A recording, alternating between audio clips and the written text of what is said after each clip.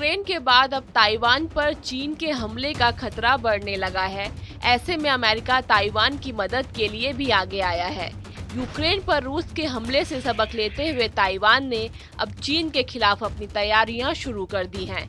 Euro Asia times की report के मुताबिक ताइवान की सेना को 30 जून तक अमेरिका में बने 2 M1A2T अब्राम टैंक दिए जा सकते हैं। इन टैंकों का हैंडओवर अमेरिका में होगा। दरअसल ताइवान के सैनिक अमेरिका में इस बख्तरबंद वाहन को चलाना, हथियार लॉन्च करना और उनका रखरखाव करना सीखेंगे। ट्रेनिंग के बाद ये सैनिक एक इंस्ट्रक्टर के रूप में ताइवान लौटेंगे। माना जा रहा है कि ताइवान 84 सैनिकों को अमेरिका भेजेगा, जहां 9 महीनों तक इनकी ट्रेनिंग होगी। चीन के हमले के खतरे के बीच ताइवान एडवांस हथियार खरीदकर अपनी सेना का आधुनिकीकरण कर रहा है। ताइवान ने सेकेंड जनरेशन के अब्राम टैंक की 108 यूनिट खरीदी है। अमेरिका और ताइवान के बीच टैंकों को लेकर 1.42 बिलियन डॉलर की डील हुई थी। इस डील को 2019 में मंजूरी दी गई थी।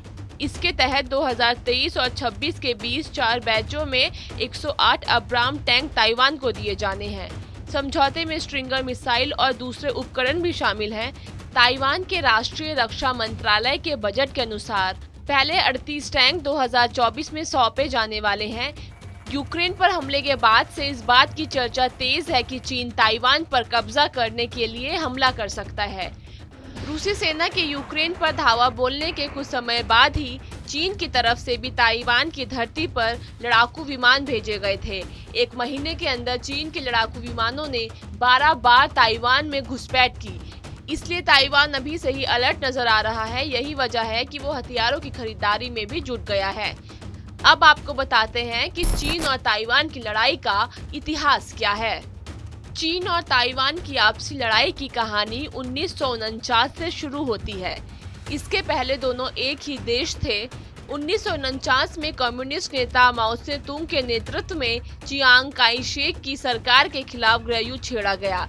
इसमें माओ से तुंग और उनके समर्थकों की जीत हुई। इसके बाद चियांग काई शेक अपने समर्थकों के साथ समुद्र पार कर ताइवान नाम के टापू पर पहुंच गए। इसके बाद चीन में माओ से तुंग ने सरकार बना ली। वहीं ताइवान में चियांग काई शेक की सरकार बनी। 1950 के बाद से ही चीन ताइवान को अपने देश में मिलाना चाहता है। चीन का दावा है कि ताइवान हमेशा से ही उसका हिस्सा रहा है। ऐसे में चीन ताइवान पर कब्जा कर अपना पुराना गौरव लौटाना चाहता है। ये वीडियो आपको कैसी लगी कमेंट सेक्शन में जरूर बताएं।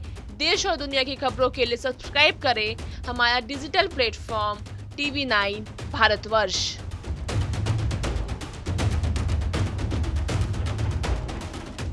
अड़ी सोमवार से शुक्रवार शाम 6 बजे सिर्फ TV9 भारतवर्ष पर।